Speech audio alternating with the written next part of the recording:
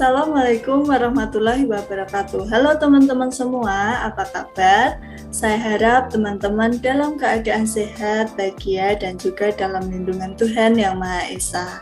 Nah, untuk mengawali pembahasan kali ini, izinkan saya untuk memperkenalkan diri terlebih dahulu. Nama saya Salsa Alfia Parwati, saya mahasiswi dari Universitas Negeri Yogyakarta, Prodi D4 Administrasi Perkantoran.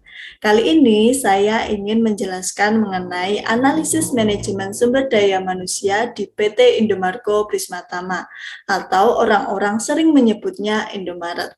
Nah, materi apa saja yang ingin kita bahas?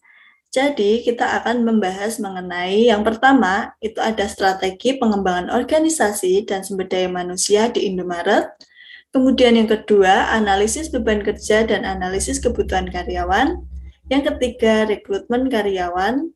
Yang keempat, strategi mempertahankan dan meningkatkan keterlibatan hubungan. Yang kelima, manajemen sumber daya manusia dan manajemen karir. Yang keenam, seleksi karyawan. Dan yang terakhir, pelatihan SDM. Oke nih, kita next di strategi pengembangan organisasi dan SDM di Indomaret. Jadi, Indomaret itu selalu mengevaluasi strategi usahanya, termasuk sistem dan juga sumber daya manusia. Nah, hal ini dilakukan agar sesuai dengan sistem manajemen yang diharapkan.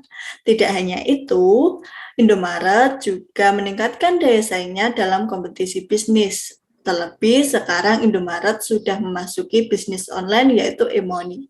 Jadi e-money ini merupakan penyimpanan uang di dalam bank yang transaksinya itu melalui elektronik. Jadi ketika kita ingin membeli tiket pesawat ataupun tiket kereta, kita tidak perlu datang langsung ke tempatnya. Kita bisa membelinya di Indomaret. Tidak hanya itu, kita juga bisa membayar listrik atau membeli token listrik itu kita bisa membelinya di Indomaret juga. Terlebih sekarang banyak nih para pemuda yang suka belanja online, entah di Shopee, Tokopedia, Lazada, dan lain-lain. Nah, ketika mereka tidak memiliki bank untuk proses pembayaran, mereka bisa datang langsung ke Indomaret untuk proses pembayaran. Seperti itu. Nah, tujuan untuk evaluasi ini terutama untuk SDM itu melahirkan pemimpin perusahaan yang lebih cepat. Nah, kemudian strategi Indomaret untuk pengembangan organisasi dan SDM ini itu menerapkan Sistem Manajemen Development Program atau MDP. Nah, MDP ini merupakan sistem rekrutmen. Jadi perusahaan Indomaret bisa menyeleksi nih, kemudian juga mengamati dan mengukur kinerja dari calon karyawannya yang ingin bekerja di Indomaret. Selain itu, MDP ini juga digunakan untuk mengembangkan kinerja dan juga potensi dari karyawan yang sudah bekerja di Indomaret, seperti itu.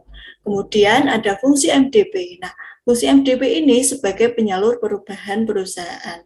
Dengan adanya ide dan juga inovasi, untuk perencanaan pengembangan perusahaan itu menjadi tujuan yang harus diwujudkan oleh perusahaan, seperti itu. Oke, kita next di analisis beban kerja dan analisis kebutuhan karyawan Indomaret. Nah, apa sih beban kerja yang dialami oleh karyawan Indomaret? Jadi, kebanyakan karyawan Indomaret itu pulang tidak tepat waktunya. Apa sih penyebabnya? Jadi yang menyebabkan itu karena karyawan harus menyelesaikan pekerjaannya terlebih dahulu. Ketika perusahaan sedang diberi tugas tapi tugasnya tidak selesai, mereka harus menyelesaikannya di luar jam kerja. Nah, hal tersebut itu menyebabkan karyawan mudah stres, susah tidur, kemudian juga mudah sakit. Nah, di sisi lain, perusahaan memberikan apa yang dibutuhkan oleh karyawan. Jadi tidak serta-merta karyawan itu hanya untuk bekerja saja, tetapi perusahaan tidak memberikan apa-apa. Jadi perusahaan itu juga memberikan apa yang dibutuhkan oleh karyawan, seperti hiburan, liburan, game, atau kemudian meningkatkan pemeliharaan karyawan, seperti pembinaan karyawan, dan lain-lain.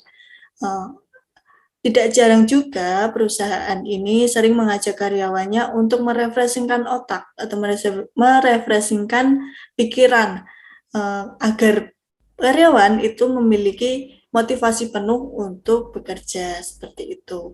Nah, kemudian kita next di rekrutmen karyawan di Indomaret. Nah, hal yang pertama yang dilakukan oleh calon karyawan yang akan mendaftar di Indomaret itu yang pertama, tahap pengumpulan berkas. Jadi, kita ketika akan mendaftarkan di Indomaret, kita harus mengumpulkan berkas terlebih dahulu. Kemudian kita harus menentukan di bidang mana nih kita mau bekerja sesuai dengan potensi kita, sesuai dengan kompetensi yang dimiliki oleh kita. Kemudian di tempat mana kita akan bekerja, seperti itu. Kemudian yang kedua itu tahap tes psikotes. Nah, tes ini meliputi 2 tes, yaitu tes kepribadian atau tes pribadi, kemudian yang kedua itu tes umum. Nah, tes umum ini itu biasanya meliputi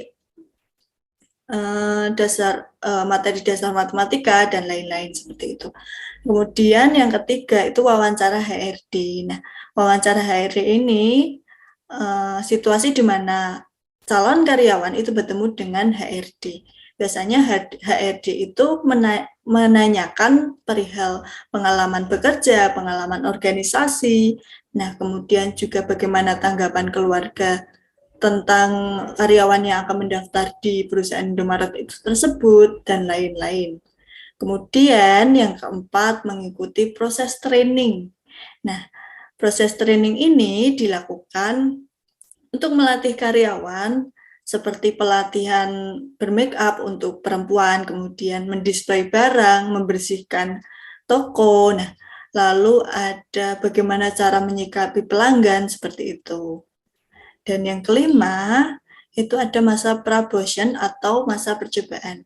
Jadi karyawan yang sudah melakukan tahap-tahap sebelumnya itu ditempatkan di toko di mana ia inginkan, seperti itu.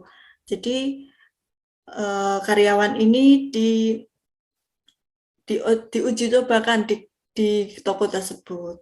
Kemudian yang keenam, setelah melewati tahap-tahap yang sudah dilalui, tahap terakhir itu tahap tanda tangan kontrak. Jadi calon karyawan ini akan menandatangani kontrak untuk bekerja di PT Indomarko Prismatama.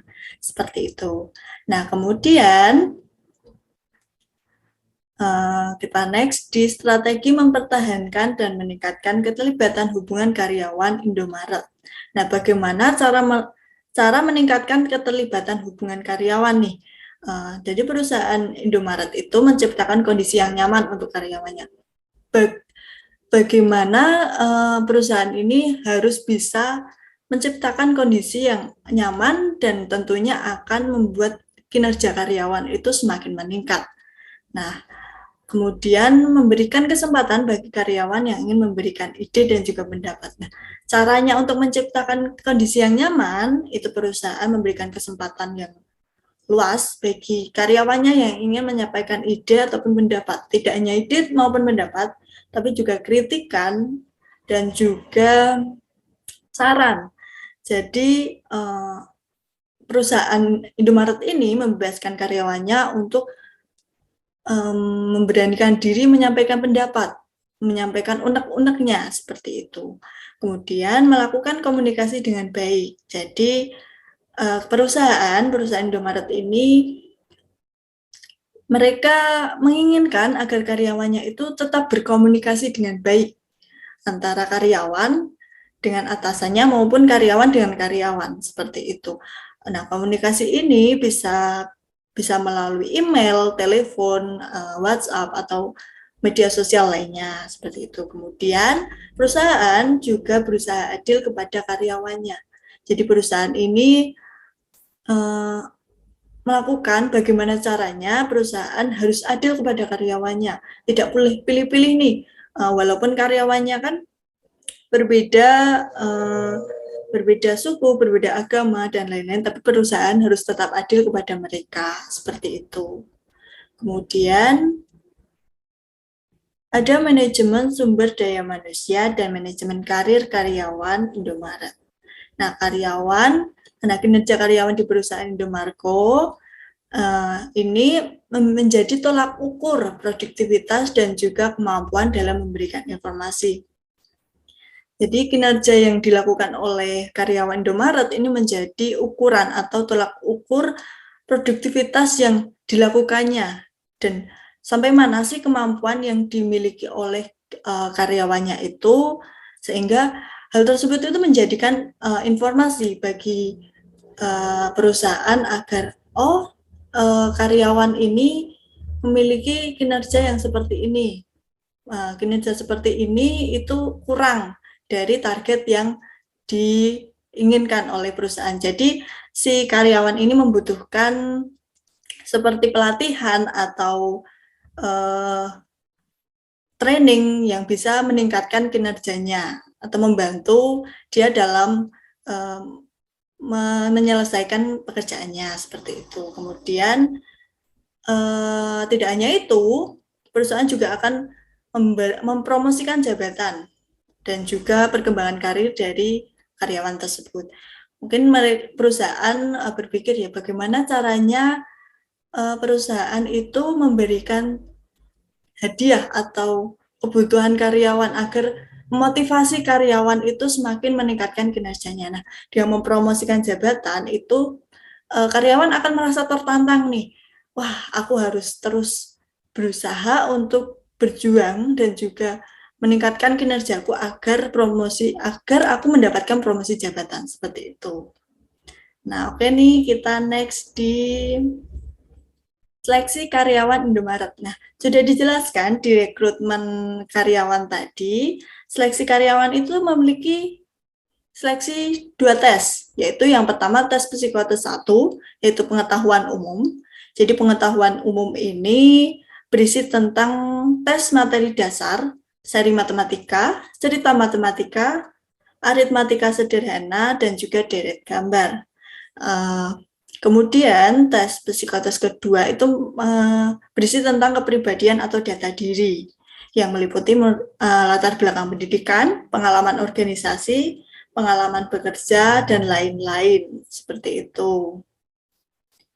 Kemudian ada pelatihan SDM karyawan Indomaret. Nah, bagaimana sih Indomaret melatih SDM-nya, melatih karyawannya? Jadi Indomaret itu melakukan pelatihan selama 9 hari. Nah, 9 hari ini dilakukan dengan cara melatih karyawan untuk mempromosikan barang, memberikan informasi mengenai pengecekan barang yang ada di store Indomaret, kemudian pendisplayan barang, bagaimana cara membersihkan toko yang ada pada saat itu yang ditempati. Nah, itu. Kemudian yang kedua itu melakukan pelatihan mengenai display barang tersebut yang sudah dijelaskan. Kemudian memberikan pelatihan mengenai pengoperasian komputer atau scan barang. Jadi itu sangat penting ya bagi karyawan yang ingin menempati pelatihan bekerja di kasir. Nah, terlebih kan sekarang sudah memasuki bisnis online yang e-money tadi, jadi pensekenan barang atau pengoperasian komputer itu sangat penting. Biasanya pengoperasian komputer dan scan barang itu dilakukan di kasir ataupun di gudang. Jadi di mana karyawan itu mengecek nih barang ini sudah datang atau belum, ini barang ini sudah ada atau belum, seperti itu. Kemudian karyawan baru itu akan diuji seperti penempatan di store atau toko yang diinginkan yang sudah saya jelaskan tadi di rekrutmen, seperti itu. Nah, itu tadi penjelasan dari saya. Bila ada kurang lebihnya mohon maaf. Wassalamualaikum warahmatullahi wabarakatuh.